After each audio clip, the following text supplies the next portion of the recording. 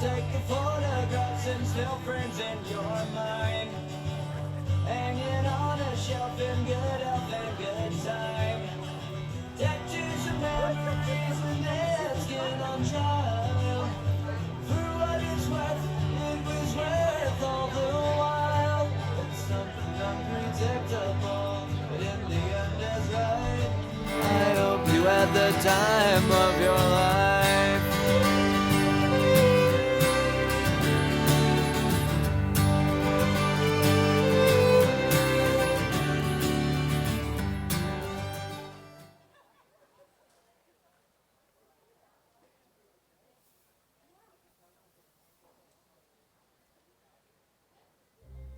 Tradition. Tradition, tradition, tradition. Thought I was going to do a little dance. Welcome, everyone. Before we get started, I just want to make sure I say a few thank yous, and they're on my phone, which is by Maya, so I'm going to hope I get this right. Thank you to the graduation committee for all your hard work, for changing plans at the last minute, for getting balloons and tablecloths and sweating an enormous amount this afternoon. So I want to thank Maya Poling, Davida Citron, Diane Greenberger, Morgan Stair, Allie Burtis, who has schlepped a tremendous amount into the tent for us today, Rafi Forbush, who's on sound, our PE teacher, coming back next year, security guard Shannon, who's over there, and who's back there. So by the way, if anyone has a medical issue today, we do have our nurse. So Katie, can you just wave? Thank you.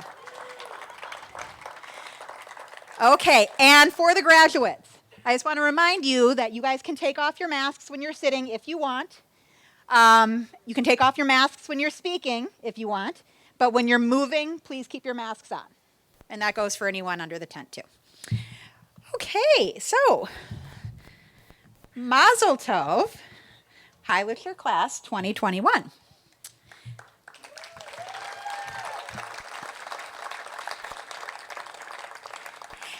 At the beginning of my Highlitzer career, I was asked to be on a committee that studied various texts to generate the 10 core values we have at Highlitzer today.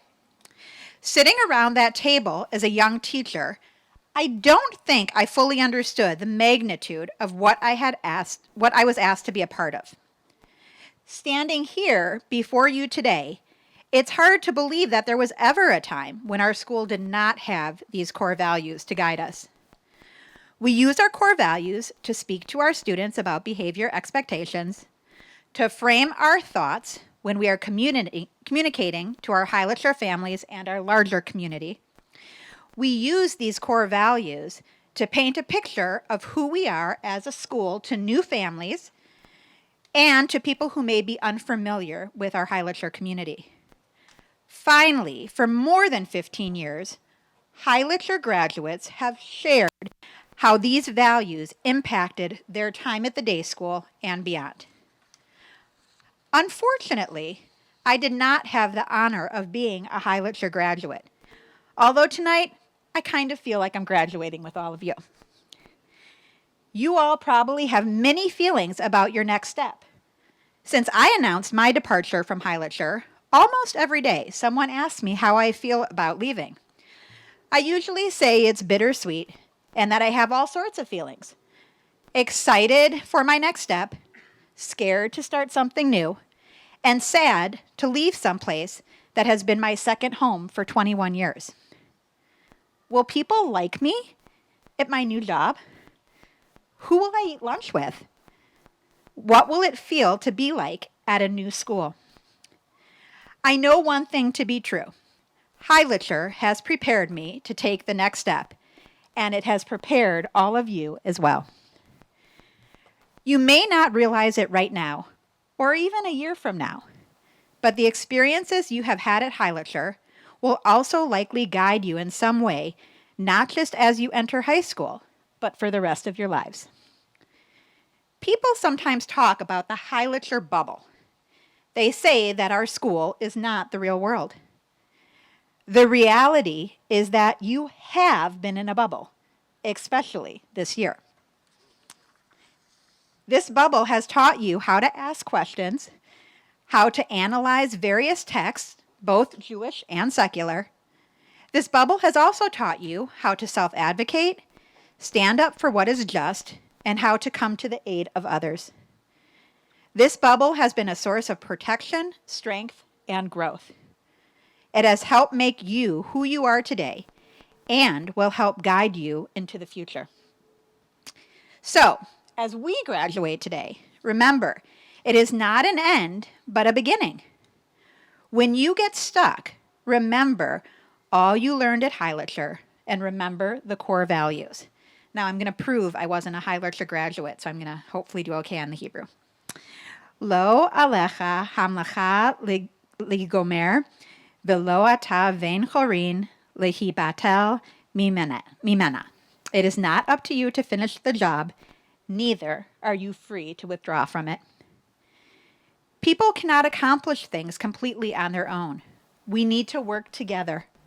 Just because we cannot finish something doesn't mean we should not start and try to complete the task. I want you to remember this core value when you get stuck. When you want to give up, challenge yourself to keep going.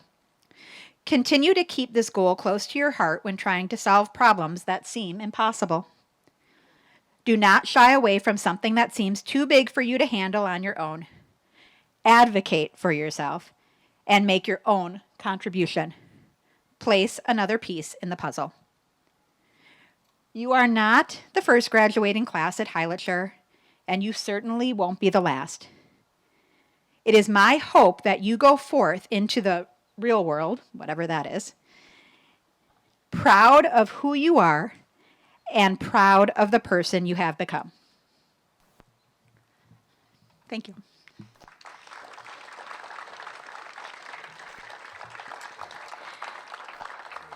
Okay, and now you will have an opportunity to hear from the graduates themselves, what you came here for today, not to listen to me. We ask that you please, and I know this is so hard when you're a parent, and it's probably harder when you're a grandparent, please do not applause after each individual speech. You can do this, but it just takes away from the time, and I know everyone's hot. Rather, at the end, we're going to give one really grand applause at the end for the entire class after their reflections. Enjoy. Now look at where we at, still growing up, still growing up. I would lay in my bed and dream about what I've become.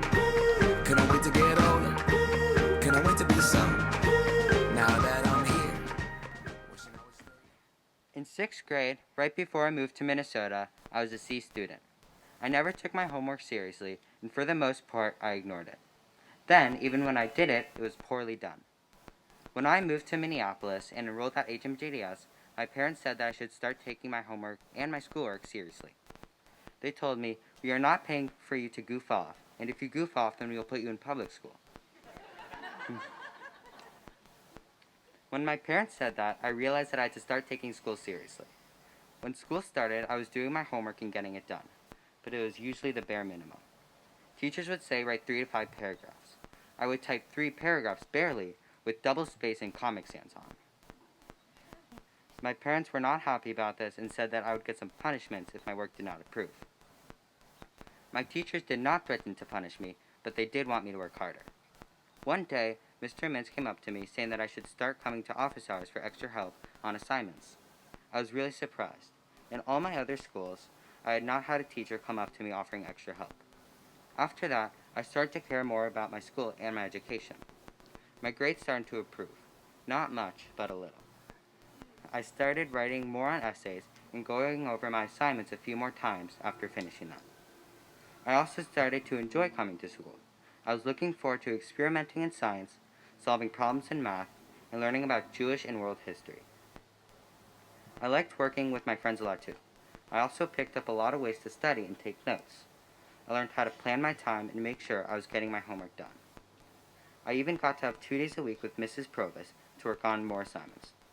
One of the things that HMJDS has taught me is that one mitzvah leads to another mitzvah. My classmates, teachers, and other HMJDS faculty faculty were really nice to me when I moved. All the positivity and kindness boosted my morale and made me want to learn more. Thank you. When I first walked through Hollister's halls on the beginning of first grade, I was nervous. I didn't know anyone, didn't have any friends.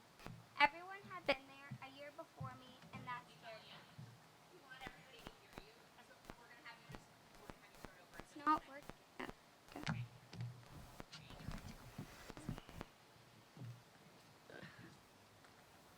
When I first walked through Hollister's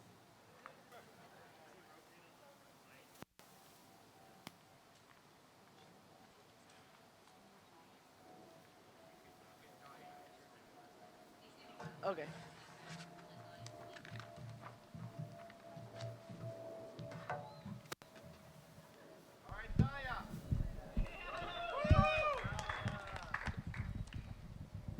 When I first walked through Highlighter's halls on the beginning of first grade, I was nervous.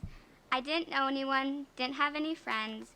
Everyone had been there a year before me, and that scared me. But even in my little first self, I walked.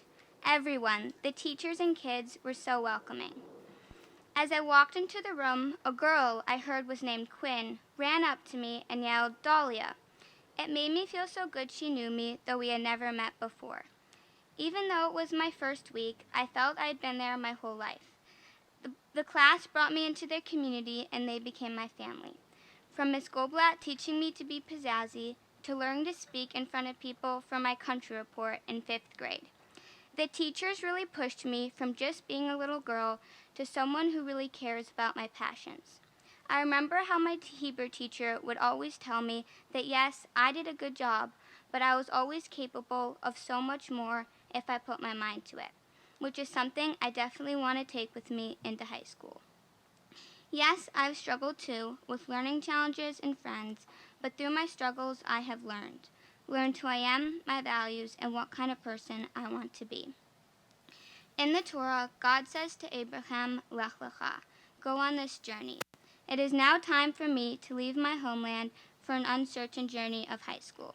And yes, I am physically leaving, but I am also taking everything I have learned, every good and bad experience, every lesson that has added to the person I am today, and most of all, the sense of community I have gained. So when it is time for me to embark, I will be prepared. I will have the knowledge and wisdom for all the hills and stumbles I may face. Thank you.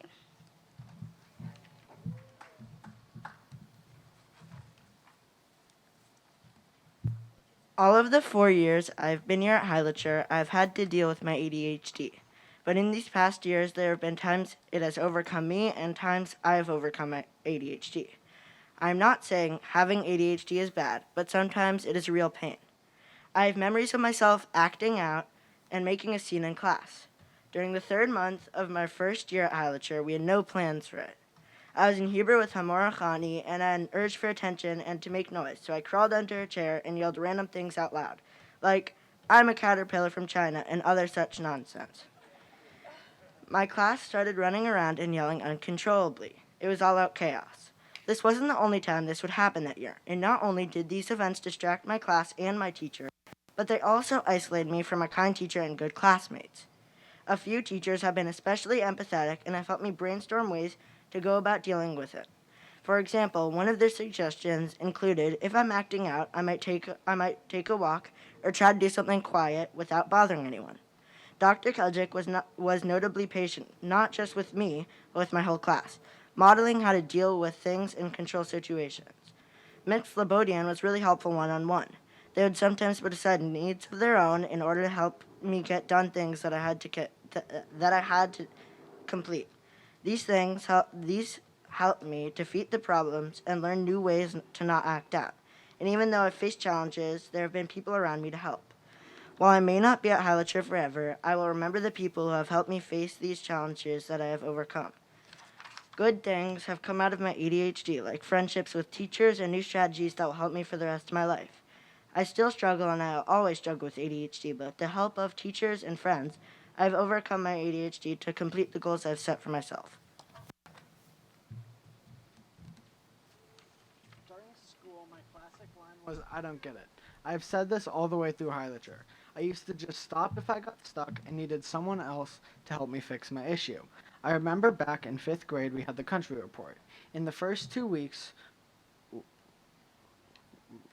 we were supposed to have 75 facts down. I had 15. I didn't understand which facts mattered and which facts didn't. In 6th grade, I had a project. I didn't understand it. In 7th grade, I had an animal project on the tardigrade. I said I didn't understand why how the animal's qualities could allow it to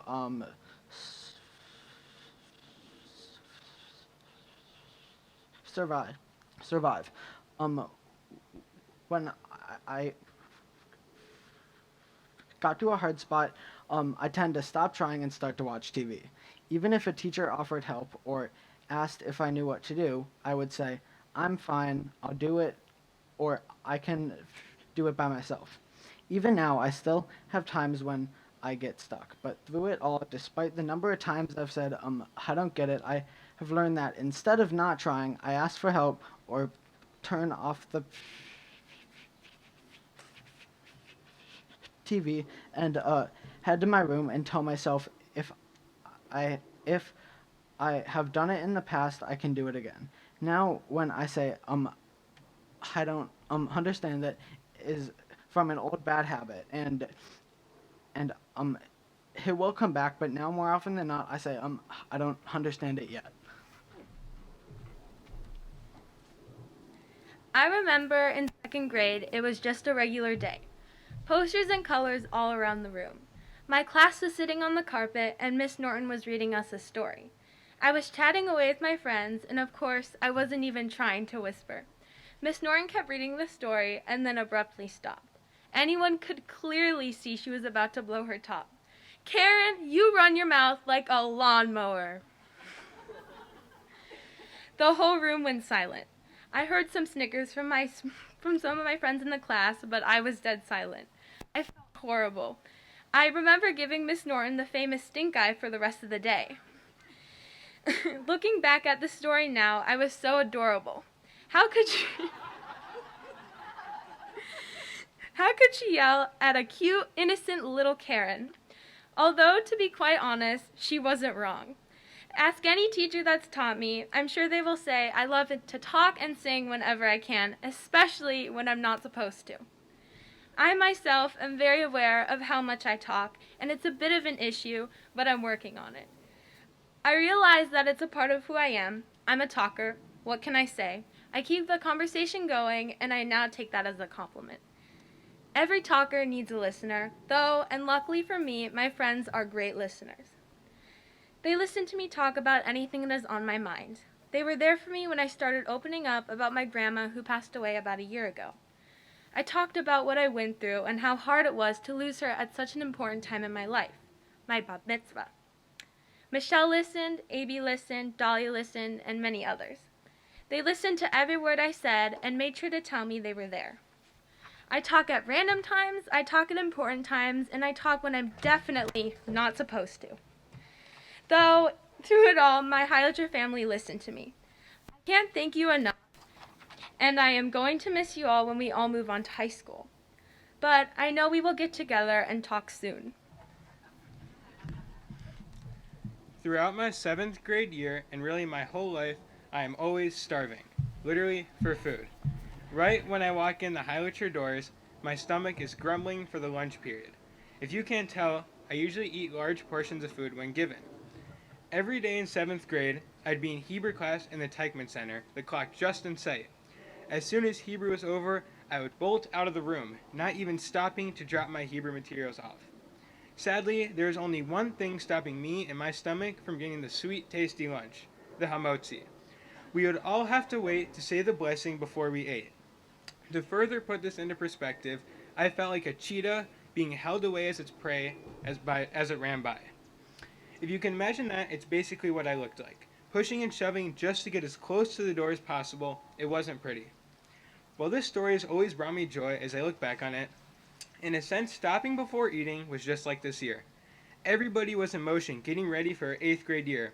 It was supposed to be great. Washington, D.C., capstone, sports, we were all ready for it. Until all of a sudden, it all changed. My plan for lunch was to get there and eat. Just like my plan in 8th grade was to have all the normal things, but both of those were stopped. But at Highlature, we are taught to overcome challenges, persevere, and be grateful for what we do have. As John Lennon says, life is what happens when you're busy making other plans, or in this case, complaining. So we found alternatives. We found a way to be grateful for what we had.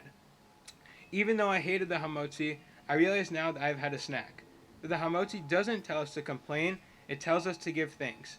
Even though we didn't have our typical 8th grade year, I'm still glad for what we did have. And looking back, I would say that some of the most helpful and influential people in my life worked at the school.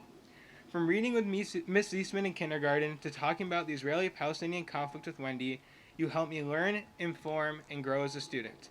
This is something I am grateful for, and I wouldn't be here today without all of my teachers. Walking up to the first tee, the feeling of awe emerges as I survey the luscious green golf course and feel the wind on my skin. I see the flag and think, this could be the day I finally hit a hole in one. But as I grip the metal club, my optimism fades as reality sets in. I get anxious, but I decide to just step up and go for it. As I hit the shot, I realize it will not be perfect, but I know it does not have to be perfect because I know that regardless of this one shot, things will work out in the end. Over my 9 years at Highlature, I have had my perfect shots, and I've also had my 30-yard shanks into the woods. One of my favorite shots at Highlature was when we wrote little books in 1st and 2nd grade. I wrote one about sea turtles and one about Neil Armstrong. Another great but not so great shot was in 5th grade when we did the country reports.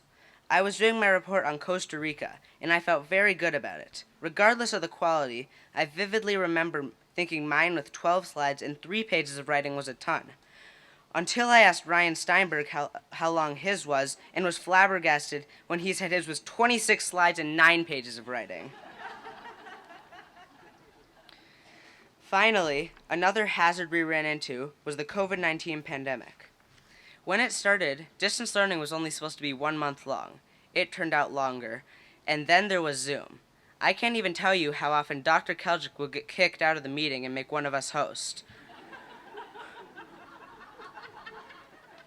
Or when Wendy would forget she had a password to get into the meeting. Or when a classmate of mine would sound more like Daft Punk than a real human being talking. But overall, through it all, I think we made par. As I finish this course, I know that regardless of what I shot on this or that hole, my next shot will be even better because I have had this experience. I am very grateful to Highlature for giving me the confidence to be able to move on to the next hole, high school, stronger than ever. Thank you.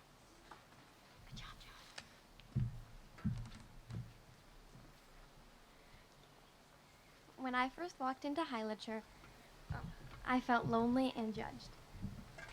I didn't know anybody, and it was really scary. I remember how Mrs. Eastman talked to me on the first day of school and made me feel a lot less nervous. With the help of teachers and friends, I soon realized that school wasn't that scary after all. This reminds me of Pirkei Avot 1:6. Make for yourself a mentor and get yourself a friend. Just recently, our class had to present genealogy projects. I was worried about my project if it wasn't good enough or that everyone would think it was weird. I procrastinated presenting until the last day. But my friends told me that my project was going to be amazing and they made me feel a lot better. When it came time to write this speech, I was terrified. We were supposed to have a whole page done and I only had the title. But instead of getting frustrated with me, Mr. Stair took a walk with me in the hallway, and he and Mrs. Provost gave me a lot of help and support in writing this speech. Highlature has not only taught me about the core value of get yourself a mentor and make yourself a friend, but it has taught me about what it truly means to be a mentor and a friend to other people.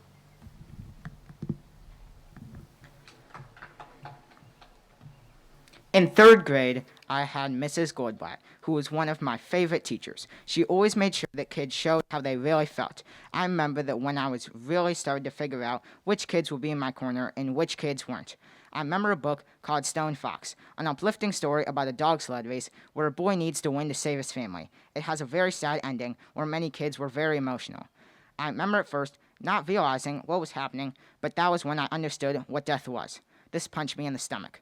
I just started to cry and started walking down the hall trying to dry my eyes. Then, as I was walking, I remember someone hugging me the whole time, telling me joke after joke. That person was Micah Schoenberger. Throughout 3rd and 4th grade, Micah, Ryan, and I were inseparable, hanging out as much as possible, and I don't know why, but our all-around favorite memories were at lunch. Micah was a machine, eating 10 servings of fettuccine alfredo, 13ths of noodles, and eating 3 servings of Caesar salad in 4 minutes. Next year, in 5th grade, our grade was changing a lot. Many of my best friends had left, and more kids came. I met Sammy Davis Jacobs, who came in 5th grade. At first, he was this kid who stuck his head through a chair. It turns out he was a really nice kid, and I went with Sammy to the Super Bowl Fan Fest. There, we really started to talk and become friends, and we started to bond over football and, unfortunately, being short. Then I remember becoming good friends with Josh Fink, who also shared a love of football. We'd always spend our whole Sundays texting about football and the Vikings. I remember the 5 of us becoming great friends and shared great times. My time at Hatcher has been filled with great friends, who I'd like to thank for being by my side. The teachers became my second parents, and my classmates became my siblings. I am leaving part of my family, who I will always remember. Here we go again, another school year. That's something I've said at the start of every school year since kindergarten. However, I didn't know it would be more than just another school year when I walked through the doors of Heilacher for the first time as a 6th grader. The Heilacher Jewish value, you shall not wrong a stranger, speaks to me because when I came to Heilacher, I was a stranger and didn't know anybody, but made friends really fast.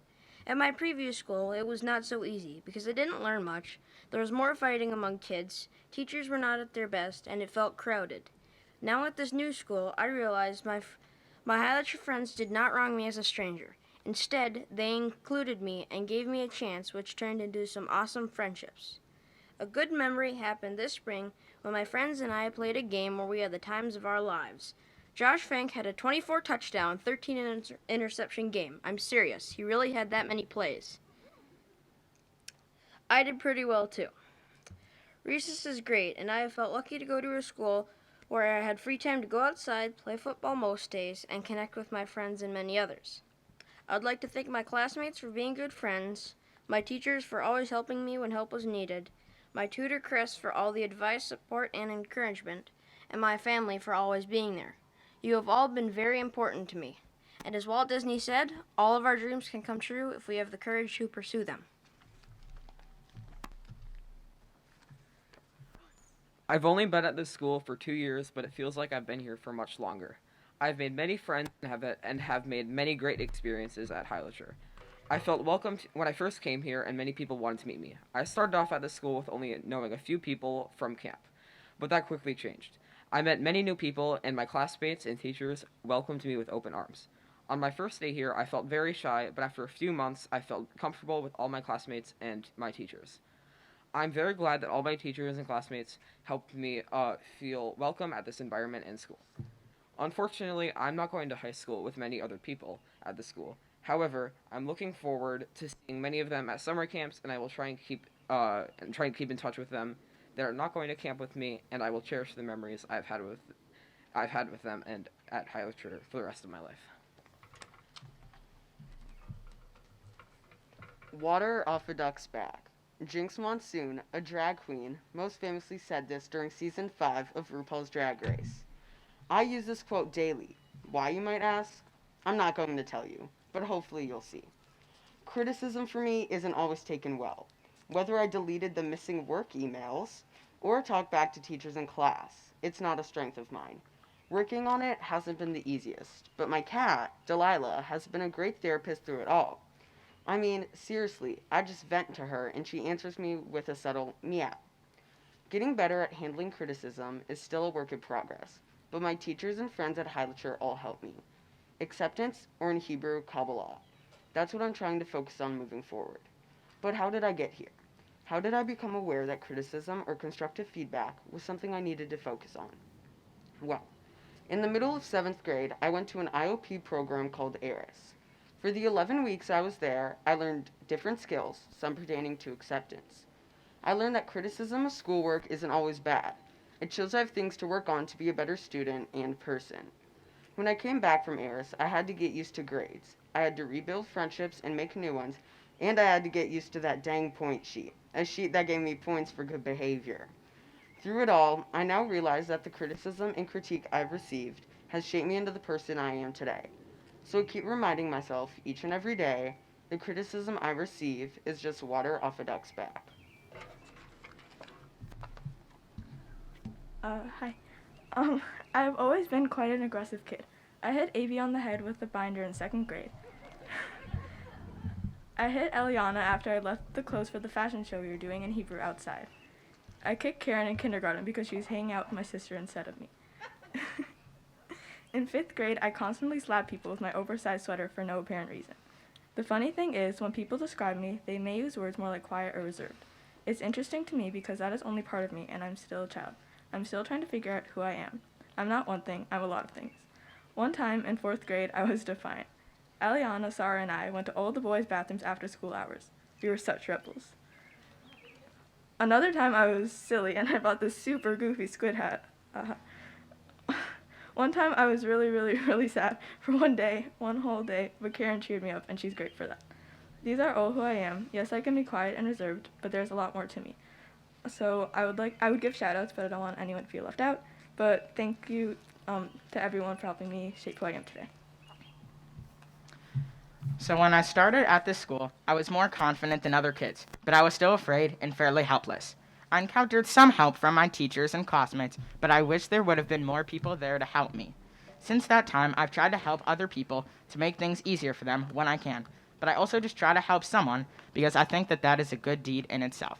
If someone has knowledge on a topic or a matter, it is a great thing for them to help someone else because it doesn't take that much effort to help someone, but it can do wonders. I really like the Jewish value of getting yourself a friend and making yourself a mentor. I feel it is paramount to have great friends by your side all the time, and that is what I feel I really have here. And it is also important to make yourself a mentor and help other people. And I really try to do that every single day by helping my friends and classmates, but I really want to thank all my teachers and friends and parents for being such a great mentor to me. I really want to thank everyone here for just being an amazing person and being a great mentor to me. And thank you to all of the teachers who have been such great mentors to me and all of my classmates.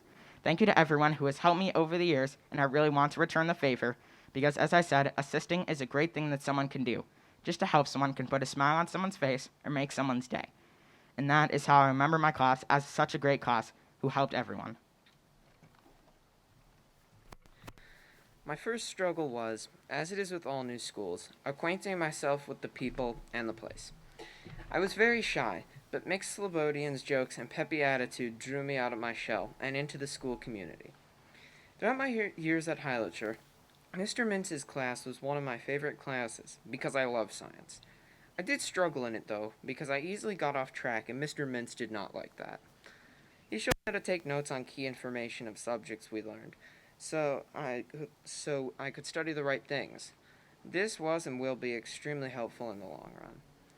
In 7th grade, Mr. Stair liked that I enjoyed reading, but my writing skills were lacking, and I had a hard time getting started with my writing assignments. This speech was actually one of the assignments that was hard to get started. Mr. Stair talked with me several times to decide what structures and themes I wanted in this speech, and how to make it something I can be proud of. It was a struggle, but in my opinion, only through struggle do we grow. This was my motto, and still is. Struggle is a constant in life, and especially in mine. I struggle to stay focused on my work and to read body language. In Wendy's 7th and 8th grade Jewish Studies class, I had a lot of fun, because I'm allowed and supposed to voice all of my opinions no matter how controversial they are. The result is a hilariously unpredictable argument, where the only thing that makes sense is that nothing makes sense. Sometimes, though, I would not understand something and promptly play the part of the child who does not know how to ask, because I certainly didn't. As you can guess, that was a struggle, but it always got explained to me by either Wendy or a classmate, so it all turned out okay.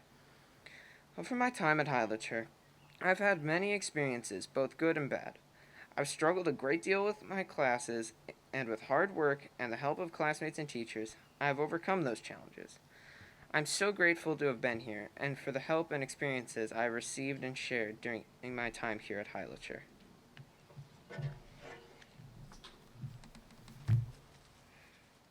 I draw to think, When I say think, I don't mean solving a math problem or answering a question. I'm observing, examining the world around me and asking questions and answering them.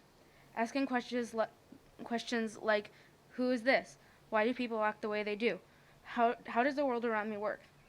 I slide my sketchbook across the desk and move my hand across it, thinking where the lines will go and the shapes I plan to make. The anatomy. The anatomy of education is teachers. We all know to be the foundation of life and learning. Their kindness and skill when it comes to teaching us are what helps us move through life. But who can learn from someone we don't trust? From someone we don't care for or who doesn't care for us? The kindness repeatedly shown by all my teachers is what makes them good teachers. Mr. Stair wants you to do your best, even if that means only doing half the reading for that night and catching up later. Or Mrs. Fine, who will ask you throughout a test if you're okay, constantly making sure that you can do everything to the best of your ability. And Dr. Kojic, who will help you find a way to fix your mistakes, whether that's missing homework or failing a quiz. I have learned so much from all my teachers, and they have helped me so much throughout my time at HMJDS. I pressed down my pencil on my paper, now covered in lines and shapes. The line work is what holds the detail, the lines that make the character them, the clothes, the accessories, the face, that make the collection of shapes a person. The lines that make up me. I'm a cat-loving artist who speaks his mind maybe a bit too much. Probably what the school does best is accepting everybody for who they are. High Literature's been very special to me over the past few years because of everyone in the class. We're all like one big family. It's so fun to be able to be with each other each day and just be ourselves.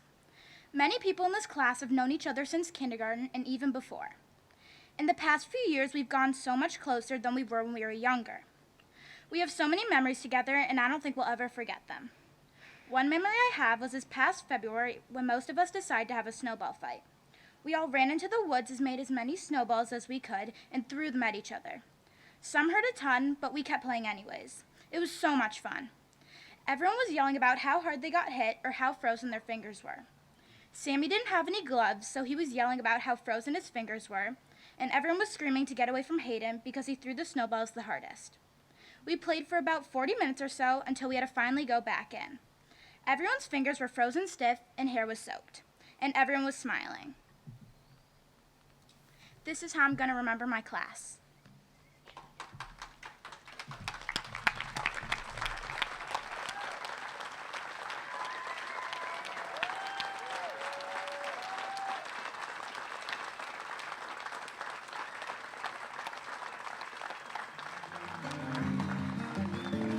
Well, I've been afraid of changing, 'cause I've built my life around you.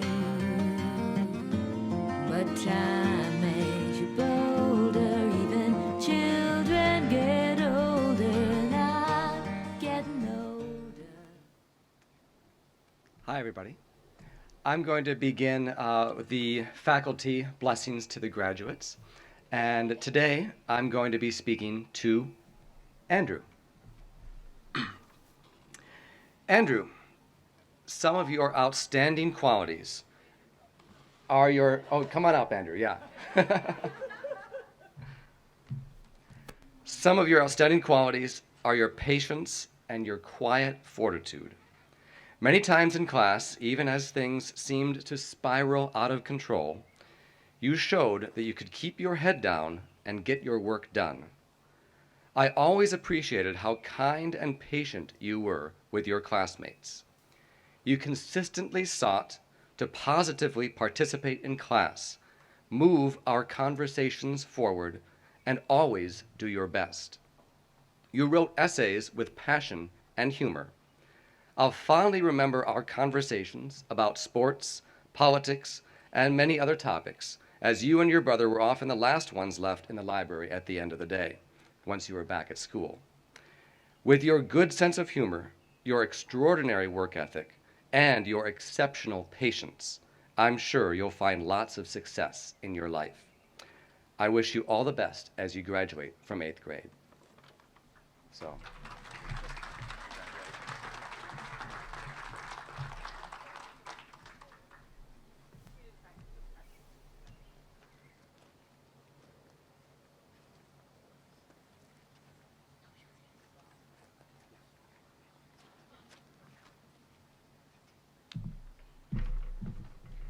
All right, Benji, come on up. Where are you? There he is.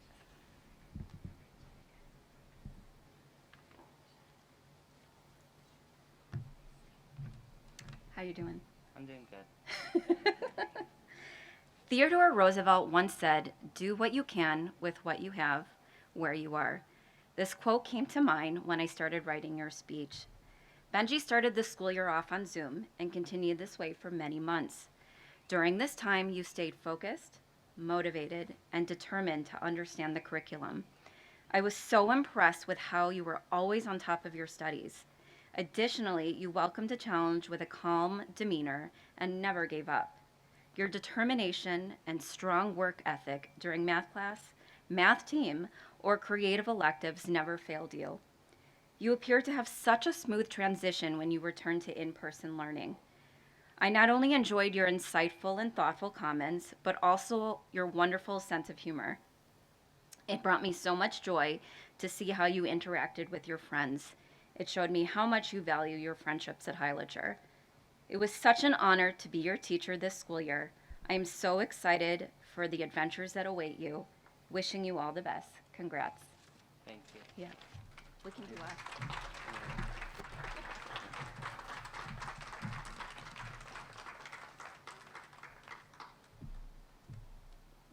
Jack?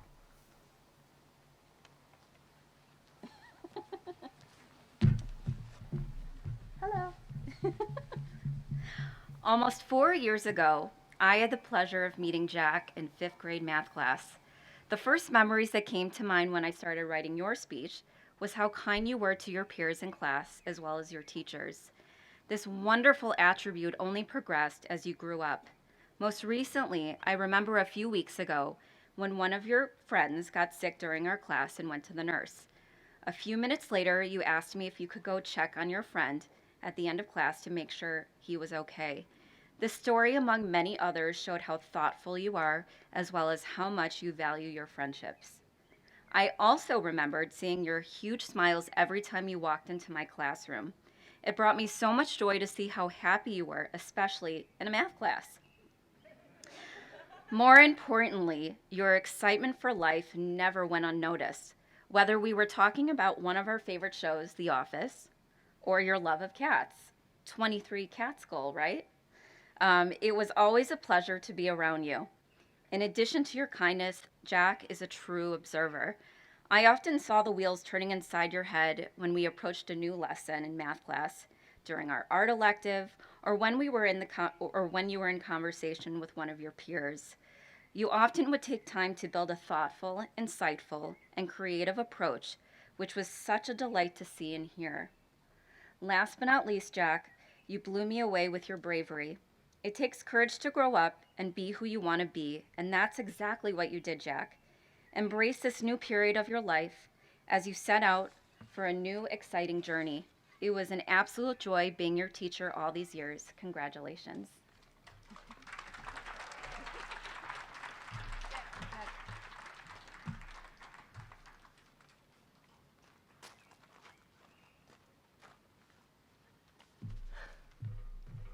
Dahlia.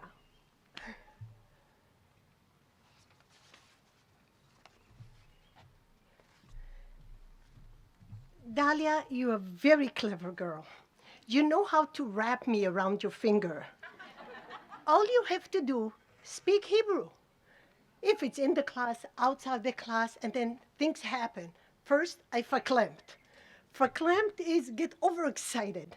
And then I said, Dahlia, זה מוזיקה לאוזניים שלי. It's music to my ear. And I ended with, אני משוגעת עלייך. I'm crazy about you. But today I want to tell you that it wasn't just your Hebrew that won me over. It was my discovery of the earnest person that you are about everything that you care about.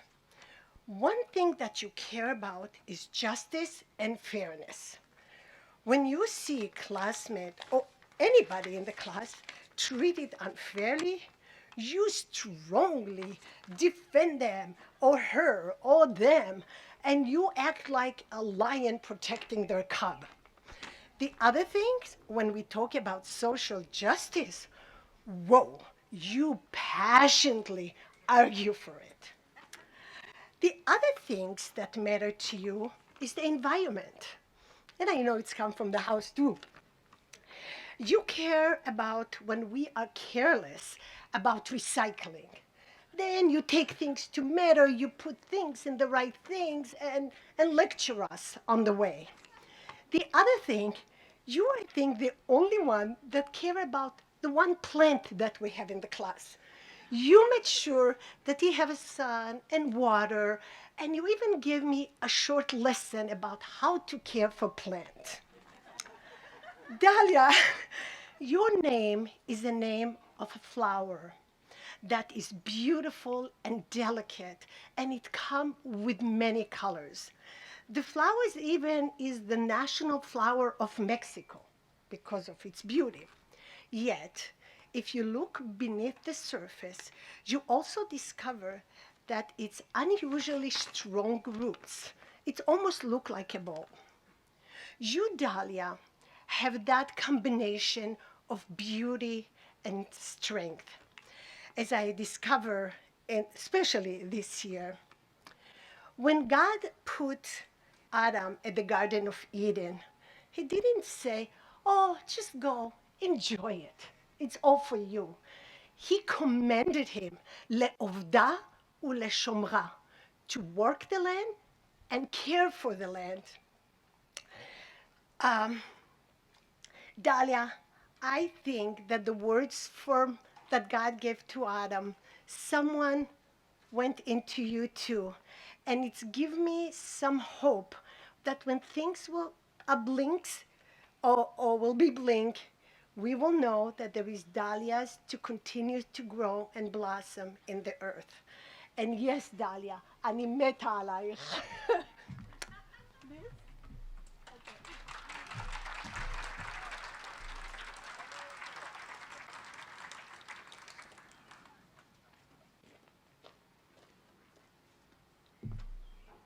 Eliana.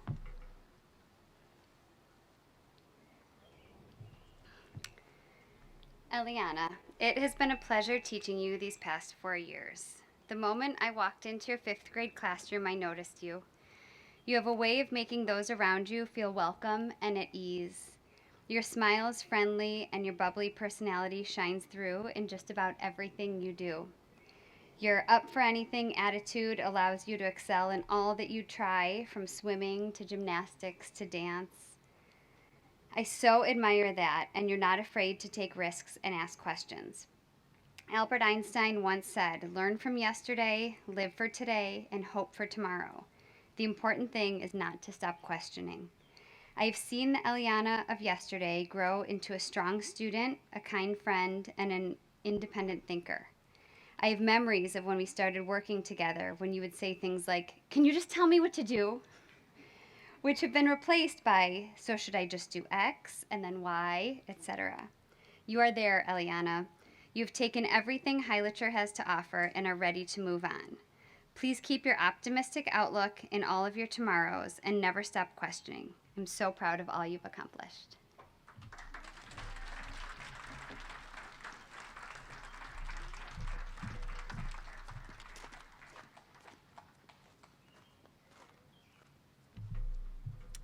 Matthew.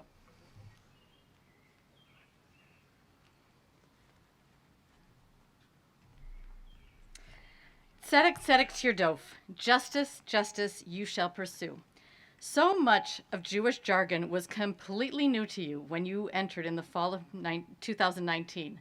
A bit like a deer in headlights, knowing a few classmates.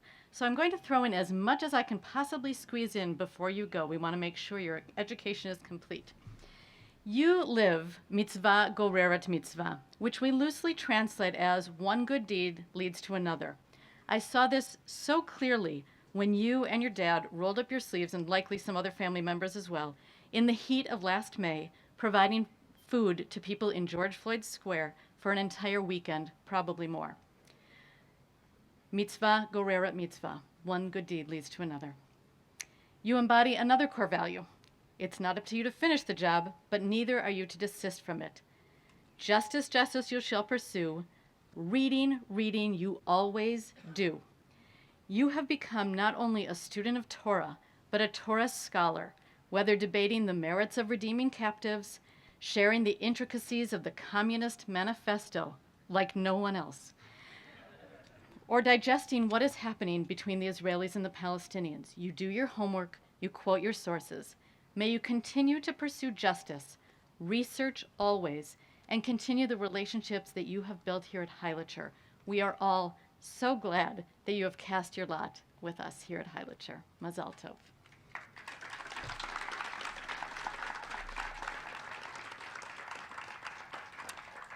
Isaac.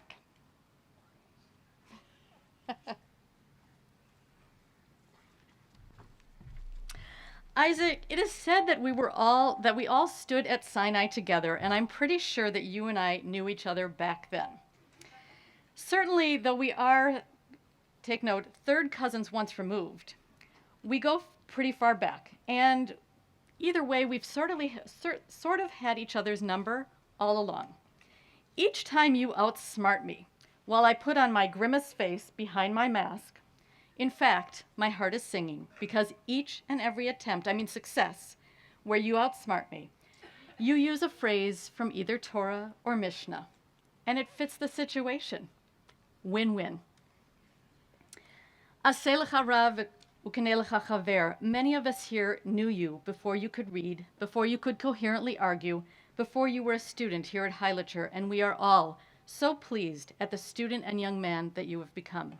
You are sophisticated in your thoughts, love to argue your point, and understand things on a sublime, if not sarcastic, level. Get it? Okay. You have just the right mix of all the people who have raised you and taught you and brought you to this day. In a world that honors individuality, stay yourself, but never forget how connected you are to your friends, to your family, and to your teachers. As a parting gift, to help you continue on your persuasive journey that is so important to you, I have laminated an autographed copy of the bounce cards, and I expect you to use them judiciously and productively as you take on larger learning communities at SLP High School and beyond. Keep in mind that the Jewish people said, Na'aseh v'nishma, which reads that sometimes we do things before we understand them and argue about them. Mazal Tov, so proud of you. Here's your parting gift.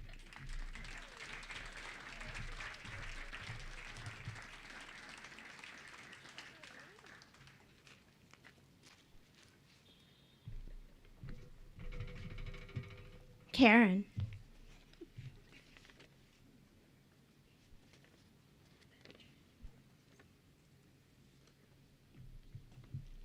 Karen, in 3rd and 4th grade, when I taught you, personal and persuasive essays were a big part of the writing curriculum. Do you remember what you wrote about? It's okay, I do. In 3rd grade, your thesis was that Leo was the best older brother. I hope that's true. Still, and in 4th grade, it was your mother helps everyone, which I'm sure is still true. So I thought I'd try out some thesis statements for you today. Let me see. Karen's a tremendous student. It's pretty good, but that's not what I want to talk about. Karen exemplifies Heilacher values. Not bad, but still not quite. Karen is going to do amazing things. That's the one. There's a lot of reasons, so I had to narrow it down a bit. I think I got it. Karen's going to do amazing things because she has internalized Heilacher's core values. Now I need some evidence. She's a good friend, works to make the world a better place, and makes the right choices. When things are hard, which they were, Karen handles things with grace and poise.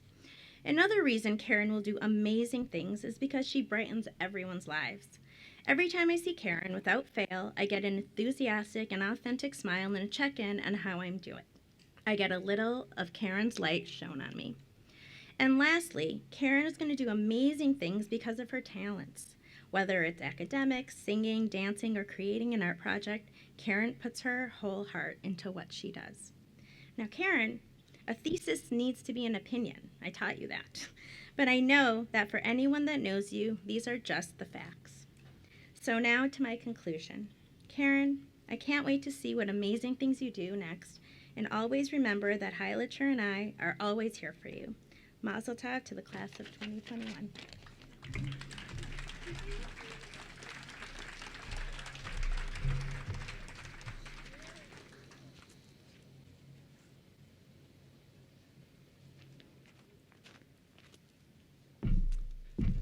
Josh Fink.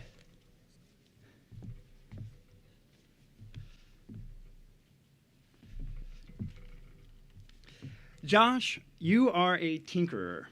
Whether you are tinkering with a science project, or writing a complex metaphor, or figuring out a way to score a touchdown, you love to play with the world of ideas and the objects in it. Not only do I relish your playfulness, I also admire how serious you are about the world as well. This wonderful combination of purpose and curiosity has served you well during your time at Heilacher, and I encourage you to continue to tinker and to continue to find the world, as well as yourself, beautiful, imaginative, and worth exploring.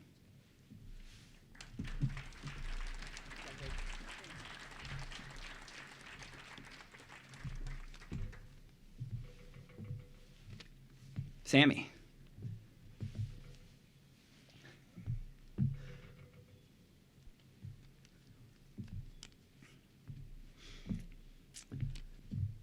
While they say still waters run deep, when it comes to you, they might as well say rushing waters run deep too. Sammy, you are well known for your energetic presence, but I have loved your seriousness of purpose and thoughtful manner. You ask questions, probe ideas, and challenge yourself, as well as others, to understand, to explore, and to scrutinize the world in its entirety. Not only are you a consummate scholar, you are a fierce friend and ally. I have greatly enjoyed your company throughout these past 2 years, and I wish you the best in high school and beyond.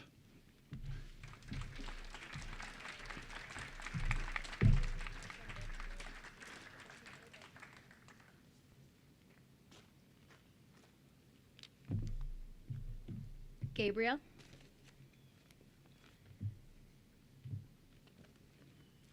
I have so enjoyed working with you this year.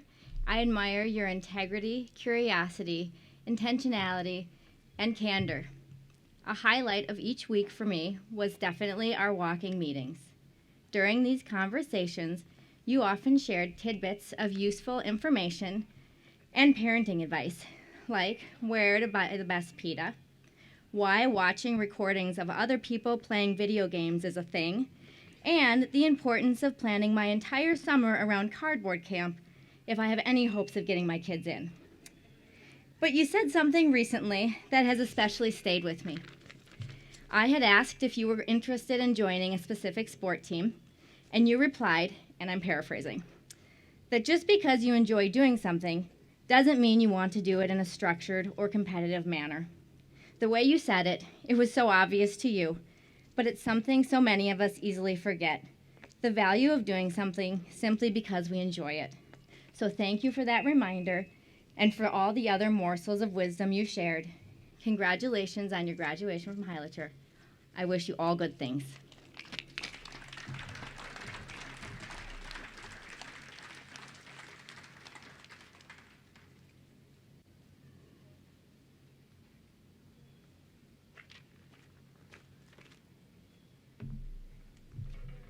Michelle?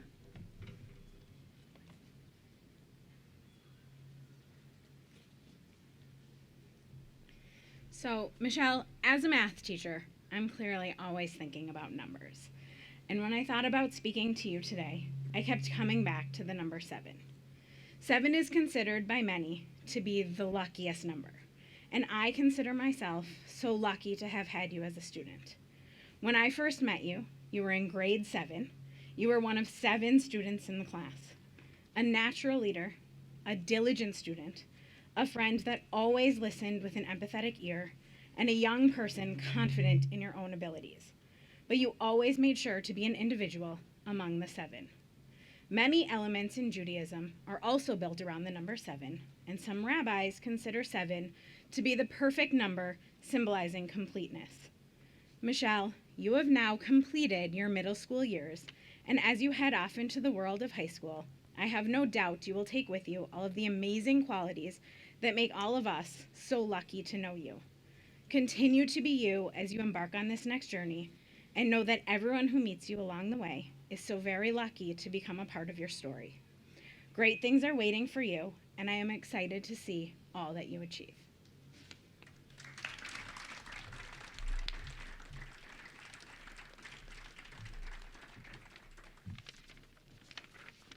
Sarah.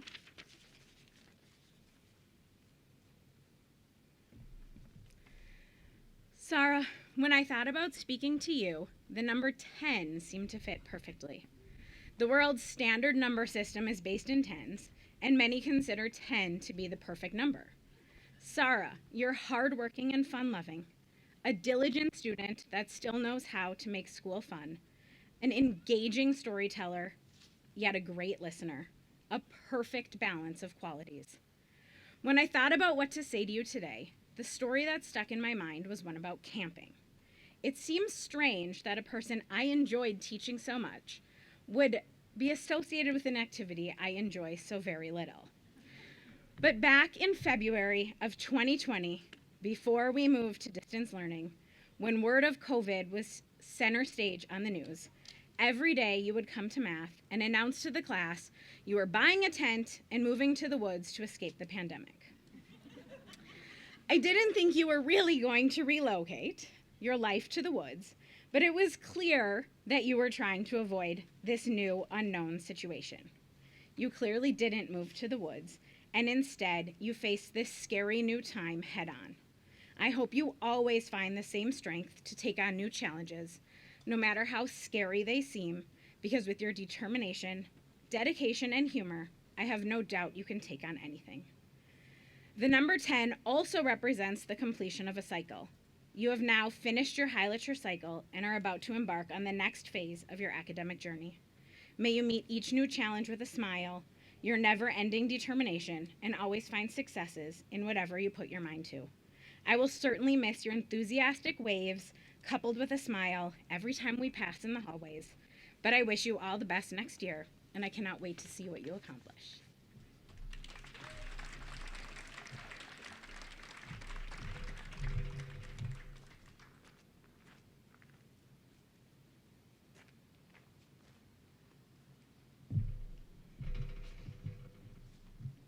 Hayden Anderson.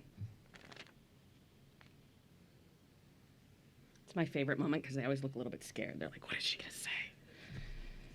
When you were in 6th grade, it seemed to me that if you were getting stressed out, or the whole class was being crazy, or say we had just come back from a couple of days off to a major project evening and we hadn't done anything because we'd been out of school because it was actually too cold to attend school, you could always change the whole room with your smile.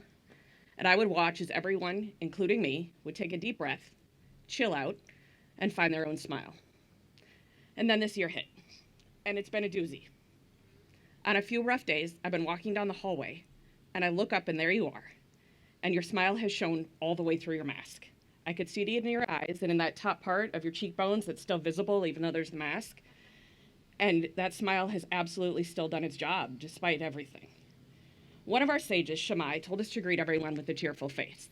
Now, you may remember that he's not really the most favorite rabbi in the Talmud, but I think he nailed it here. Your smile carries with it the message that whatever shenanigans are going on in the classroom, or the state of Minnesota, or the world, everything is actually going to be okay. One of the greatest gifts that you have is giving everybody you meet the permission and responsibility to take a breath, chill out, and smile back. I am eternally grateful to have been witness to so many Hayden smiles. I will carry their warmth with me and do my best to spread the love, and I know that you will do the same. Mazel tov.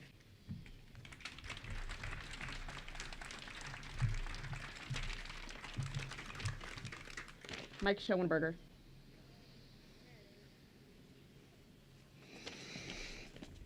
There's a book that I often suggest to any adult that asks me how to learn more about the Jewish holidays. Imagine my surprise when on one of the first days of 6th grade, it turned out that was your choice reading book for that week. And that was only the beginning. Rav Ben Zoma said, "Who is wise? The person who learns from everyone. As it is said, from all who taught me, I have gained understanding." I'm sure you already know that you taught me a great deal about teaching, learning, life, and all manner of things that you would talk about whenever given the opportunity, and the rest of the time as well. And I hope that I also got to teach you a few things. This world we live in is full of things that are going to be different from anything that you have ever known. And here is the last homework assignment I get to give you. You need to keep an open heart and mind so that you can welcome every moment as an opportunity to gain insight, to learn something new, and maybe even change the way that you think about something. Chazak ve'amatz.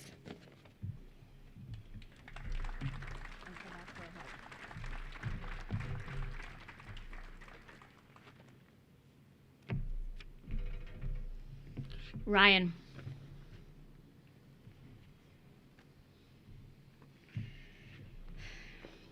Ryan, when the final story is told about this pandemic, I believe one of the major plot points is going to be about human resilience. People who are able to bounce and pivot, not only adapted to the weirdest of weirds, but actually thrived. You were one such individual. We switched to distance learning, and there wasn't a single algebraic concept you weren't going to master, even if it meant a chain of literally 27 emails between the two of us in 2 hours. You could always be counted on to ask thought-provoking questions in our Zoom Middle School Speaker Series, maximizing the opportunity to learn from a national known leader like Keith Ellison or a college student just beginning their journey. And though our Zoom Maccabiah games didn't last as long as either one of us would have liked, I will never forget your full-on purple enthusiasm and the way you led your team in ruach, in sportsmanship, and overall menschiness. At a time when people stepped back, you did the opposite. You overcame obstacles, you maximized opportunities, and this might be my favorite compliment to come out of the pandemic: you kept your camera on. Ryan, may you continue to bounce and pivot and seize and keep your camera on, figuratively and otherwise. The world is out there ready for you, and we're so proud of you. Mazel tov. Air hug.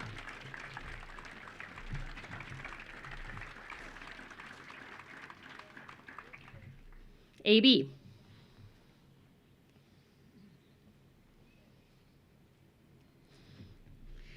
So sort of amazingly tonight, we haven't had any of these, but usually a mainstay at these kinds of ceremonies is a comparison of the graduate to the biblical namesake.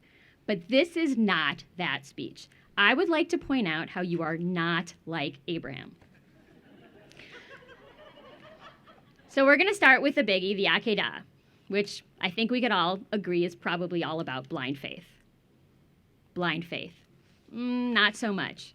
Like many forward thinkers, the AB I know questions everyone and everything, including the laws of mathematics.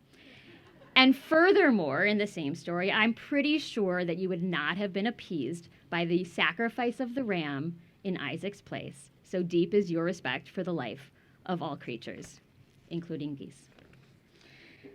Abraham pretending Sarah is his sister also doesn't sound like you. So fierce is your loyalty to and protection of your closest friends. And I think most importantly, Abraham's sending away of Hagar and Ishmael ultimately lies in stark contrast to your true commitment to being an ally for the most underprivileged and disadvantaged in our society. So, Abraham made a lot of questionable decisions, and then he still landed at the top of our family tree. So what gives? But I kind of think it's those imperfections that actually make him so relatable and give us faith that we aren't defined by individual mistakes that we make, but by our whole life stories and what we do in the end to leave the world a better place. My contrast speech is a fail because I really hope you continue to live up to your biblical namesake and not only hear the voice inside of you that is clear and right and just, but maybe also inspire a whole people to follow your lead. Mazel tov.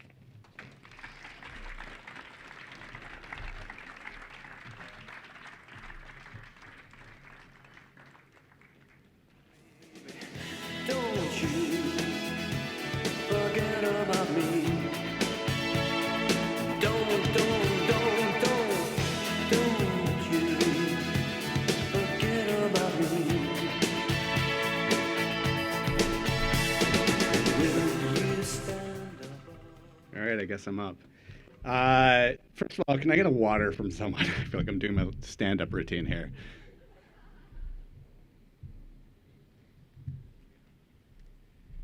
I am going to go a bit rogue, but no one knows what I was going to say anyway, so no one knows I'm going rogue. So in about 5 minutes, I'll present the class, which just pretty much means I give you the class and you applaud. And before that, I speak for a few minutes, just some words to them. And they're going to end with something new that we're all seeing for the first time, which is a presentation from them that'll run about 10 or 15 minutes. And I'm only telling you the timing because I know it's hot and it's probably on your mind. So that's what's going to happen next. But I'm going to go a little bit rogue to just actually look around, and I hope you all do too, and really marvel that we're all sitting here. Marvel at this graduation because of the year and a half we've had, also because of the heat and whatever else is thrown our way. It looks like this was seamlessly put together, yet this was all probably, I know, by the team, and I want to echo what all the names Julie Ziesman said, but it's nothing short of a miracle that we were able to put this graduation together. But I actually want to go even deeper than that and just talk about the past year for 1 second to say that I really want to applaud the teachers for what they've done getting us through this school year. And if we could really give them some acknowledgement.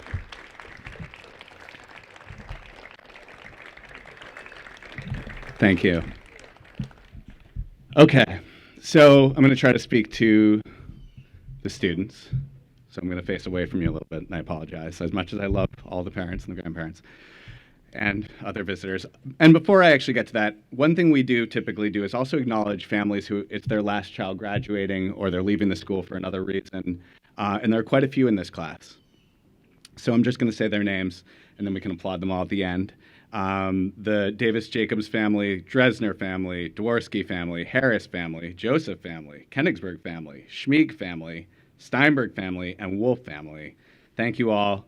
We hope we see you around soon, and you stay connected with all of us. So you can applaud them, too. I think that these families have been very committed to the school. Okay. So a few words for you, folks, who all really did an unbelievable job today. I don't even know how you were prepared in time to do that. So a sage voice among your teachers once gave me this advice. When in doubt about a graduation speech topic, talk about movies. It just so happens a few weeks ago, I was watching what is, to me, one of the most spiritual movies of the 1990s. Of course, the movie is Groundhog Day. Has anyone here seen Groundhog Day? Just a show of hands, just because I want to get, very, very few. Okay, that's not bad. We got about a third. What about out here? Groundhog Day, great, okay. Thankfully, I have a description here for all of you. So, you know, it's this movie where Bill Murray plays a misanthropic TV meteorologist stuck in Punxsutawney, Pennsylvania, where the annual Groundhog Festival is held. He winds up in this loop, living the same day, February 2nd, over and over again, in this town he hates, surrounded by people he hates. At first, he's just trying to wrap his head around it all. How is this possible? What happens if I try different things to get out of the loop? So he tries living the day differently, changing what he does, committing crimes, stealing the groundhog, wearing all sorts of random hats, etc. But no matter what he does, he wakes up back in bed at 6 a.m. on February 2nd in Punxsutawney as though nothing occurred the day before. So then he decides, I'll make the best of it. I can eat what I want, I can steal money, I can have the most self-satisfying day of all time over and over again with no consequences. After a while, though, despite enjoying this, he starts to feel like something is missing. Perhaps his days are lacking depth. No relationships can be built. no deeper experiences accumulated. So then he decides, well, I have this time. Let me start bettering myself. Each day, each February 2nd, he starts getting to know people in town, learning piano, how to perform the Heimlich maneuver, change people's tires, give advice, recite poetry, and on and on. I don't want to give away the end of the movie for all of you folks who I know are going to go watch it tonight, if you haven't seen it. But I think the lessons here are pretty applicable. While none of you graduates heading off to high school next year will likely start living the same day over and over again, the calendar will move on and will move both quickly and slowly in some ways. Every day can be like Groundhog Day. Each day is an opportunity to start afresh. Work slowly, one lesson at a time, one conversation at a time, one step at a time to build the lives and the relationships you want. Each day is an investment in yourself and in the world, and over time, as many of you have alluded to today, you start to see and feel the results. Sometimes you'll be tempted to simply reach for the things that give you the most self-satisfaction. Sometimes you'll test the limits of what is possible, with consequences, of course. But the deepest and most gratifying day you will live is the one where you are slowly building your skill, your knowledge, your empathy, ability to listen and to give back to your community, your capacity to love and relate to others. As you head off to high school next year, I recommend you approach each day there like Groundhog Day. Like Bill Murray's character in the movie, it may take you days or weeks or months or even years to find you are ready to focus on using each day to its best. But just know it is never too late.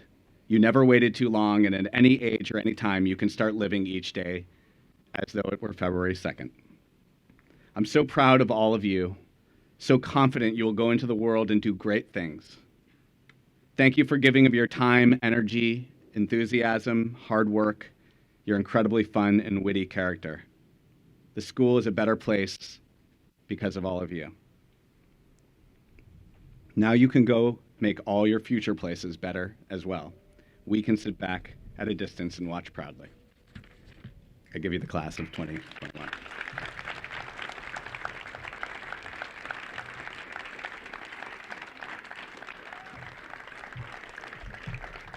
I believe now it is time for a performance from the 8th grade. So I hand things over to Anthony. Ah, great. Anthony, would you like the microphone? Oh, sure. Great.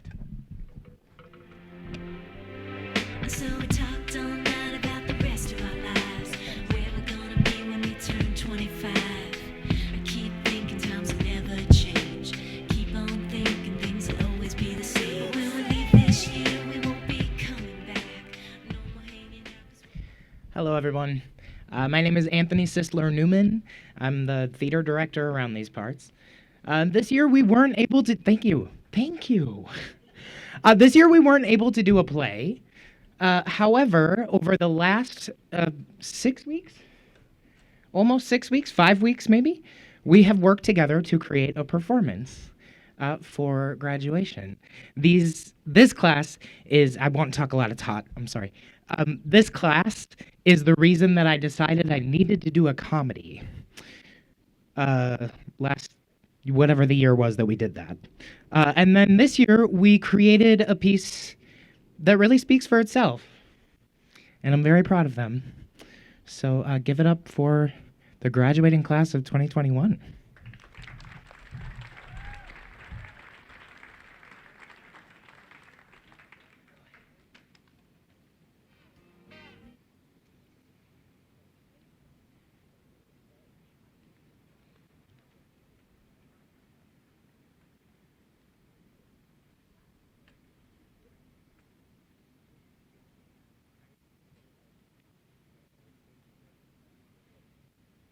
Go to the stage.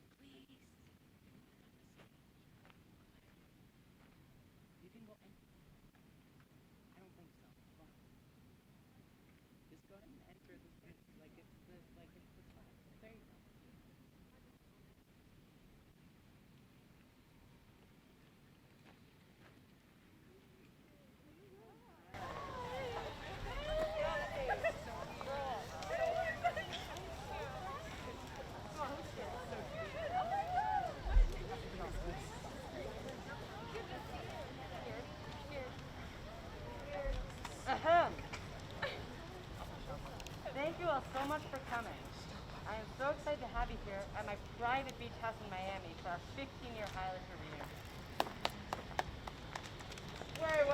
Wait. This can't really be everyone. Yeah, didn't we start with like way more people? Yes, a lot of people left before we got to 8th grade. Like a lot. I can't believe it's been 15 years. I don't look a day over 8th grade. Oh, please, you don't look that young. You choose. Speak for yourself. Oh, I'm so over this. And you, right, Monkey? You brought that thing? Of course I did.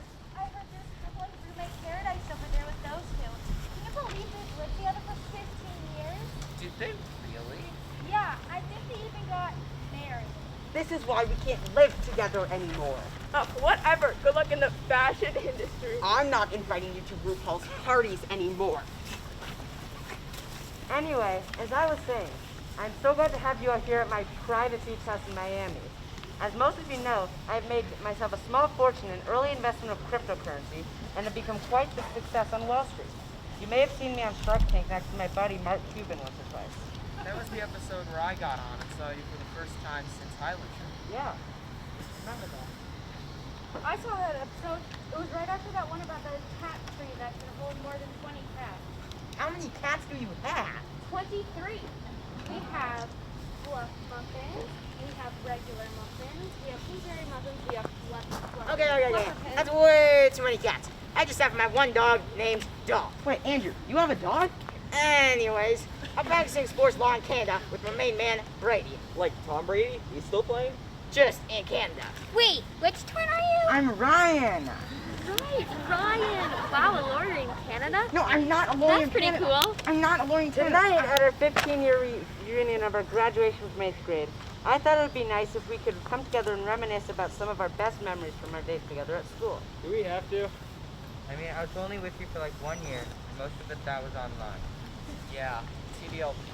That was so boring. Why do we have to do it? Come on, it might be fun. Yeah, we can talk about the trip to Wolf Ridge. Like when we all jumped in the pool, got yelled at because we didn't have adult supervision. We were always getting yelled at for talking too much. Yeah, we were a class that liked to talk. More like argue. Only when something controversial goes up. Like Jewish education at our school or the cluster school. I'm out. Hey, look, everyone. Ring, ring, ring. Oh, hello? Who's this? Is it an old grandma waiting for a taxi? Oh my goodness. That's the lady that kept calling our classroom for a taxi. And we were like, wrong number. Oh, yeah. Oh, I remember that. I wonder if she's still waiting there in that taxi. You're so funny. Yeah, but you know what's pretty funny, Amy, was your bar mitzvah. That was crazy. Let's not bring that up. Sarah, what about your left arm? What's that about? It's an inside joke. You wouldn't get it. Wait, who are you anyway? Does anyone remember lettuce and nachos from 2nd grade? I do. We use wood chips and leaves and grass to make lettuce and nachos. Yeah, or our other shop forward. Oh no, not this again. We were obsessed with it, and everyone was teasing us and calling it shop backwards. Yes, our shop. You could get a pink pearl eraser there if you were lucky. You'll remember that, the eraser we were obsessed with? Yeah, I actually think I still have some. Or any of the other objects you're obsessed with every year.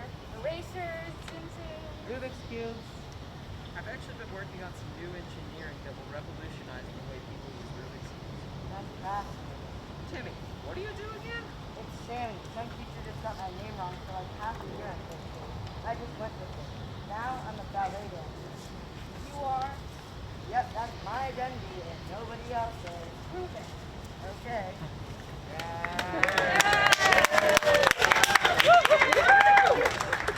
Wow, Sammy, thanks for the entertainment.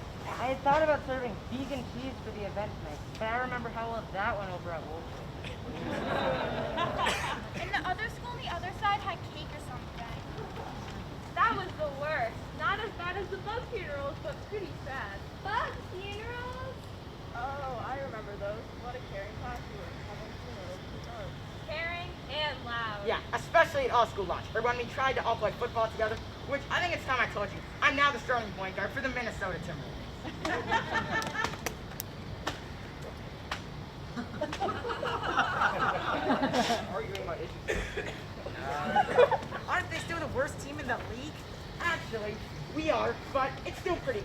My family thinks so. I've got my second kid on the way.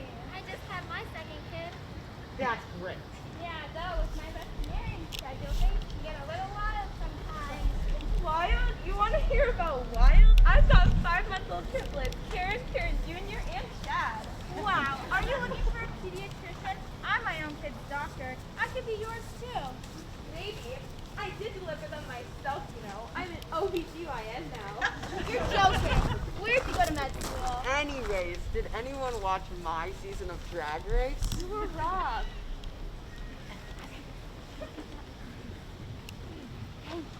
Isaac, what is it you do now? That's fine. For real? Does anybody want to see a picture of my cats? Did you get them to fight off the wasps from Dr. Kelkistrom? Don't bring that up. Yeah, that was the worst, but not as bad as the bus ride on the way back from Wolf Race. Can it, Andrew? No one wants to talk about that anymore. So I'm Ryan. Okay. Must we talk at all? As long as we don't talk about the high ropes course. Except I guess it was really nice when everyone was cheering me on towards the end. Oh, see, we don't care about each other. I guess that's true. Yeah, we have a great class, but I guess I really haven't kept in touch. Which one are you again? I have some great memories from our time at Highlander. I think we all have good memories, like that play we did at our 8th grade graduation with that director from that other play. What was his name? Oh, who can remember? All I remember is that it was just so cheesy. Like that would ever work. For real. Cheesy is so not our thing. Arguing about stuff is hard. And being loud. And talking too much. And talking really slow to take you loud. Okay, but seriously, seeing you all again does make me think a lot of stuff that happened in school. And really, what I took away from Highlander was the amazing community that we created here. And all the great friends I made along the way. The importance of friends to help you through hard times. Being creative. Friends and roommates. Helping with our needs. The great teachers. All the nice people. Appreciating the staff and teachers. The value of hard work and determination. A big family. Memories. Having all nice and helpful teachers. Learning how to think simple about complicated things. Learning. How we all became like siblings. Thank you all so much for coming to our 15-year reunion. I can't wait to have you all back here to my private beach house in Miami in another 15 years for our 30th.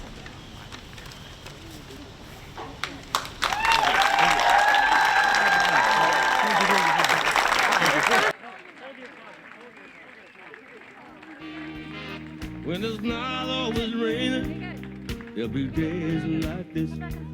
When there's no one complaining, there'll be days like this. You guys. Everything falls into place like the flick of a switch. Well, my mama told me there'll be days like this. When you don't need to worry, there'll be days like this. When no one's in a hurry, there'll be days like this. When you don't get betrayed by that old Judas kiss. Oh, my mama told me there'll be days like this.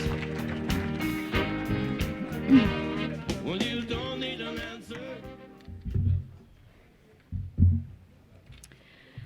I think it's just about time to end this party, either before we melt or we get soaked. One of those two things may happen, either which we will be wet. Just a few, when we say acquire a rabbi, we also jokingly say, when you get the answer from the rabbi that you don't like, ask another rabbi. Today, the rabbi is the internet, of course. And just a few weeks ago, the Jewish educators' websites and listservs, whatever we call them today, were on fire because, of course, what was happening in our precious Israel was on fire. And it was hard and it was heavy, and the perpetual question is, do we talk to the kids about it? How do we talk to the kids about it? And you bravely talked about it. And we didn't always agree, and it was hard, but we've talked about things. Today, the hot topic, I kid you not, is how do we sing this prayer that schools all over the country, if not the world, are singing? Do we say, we bless you, or you bless us? It's a big deal today, somehow. It's very big. And I think at the essence is, what is prayer? Is the prayer that we're about to bless you for you? Yes. Is this prayer for God? Yes. But now hold on a second. Is it for God because we're grateful that we made it to this day? What do you think? Yes. Or is it that we hope that we'll continue to make it? Is it a hopeful prayer? Yes. But it's also a prayer for all of you who have supported this lovely group of children, supported all of us who have talked to them, taught them, played outside with them in the heat and in the pool today. So I invite you all to stand and sing this prayer with us, Tfilat HaDerech, using, you can say to you or you can say to we, as we're pluralistic, you can choose the pronouns of your choice, but that it's really a blessing for all of us to have made it to this day.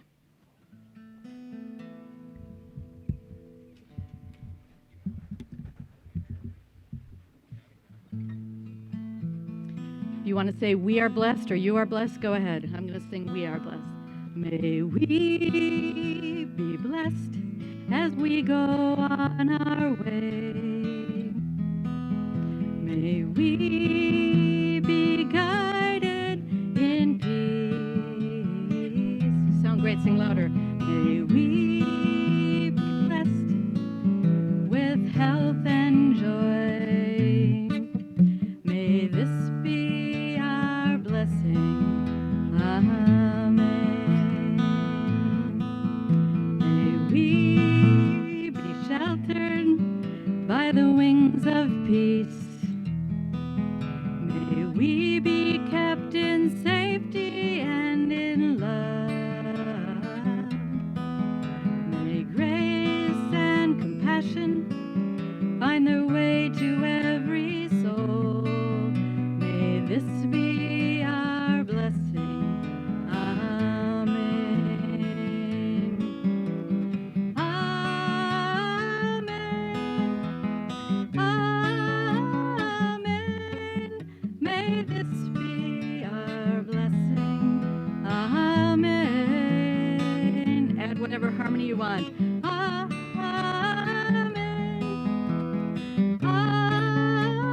Amen. May this be our blessing. Amen.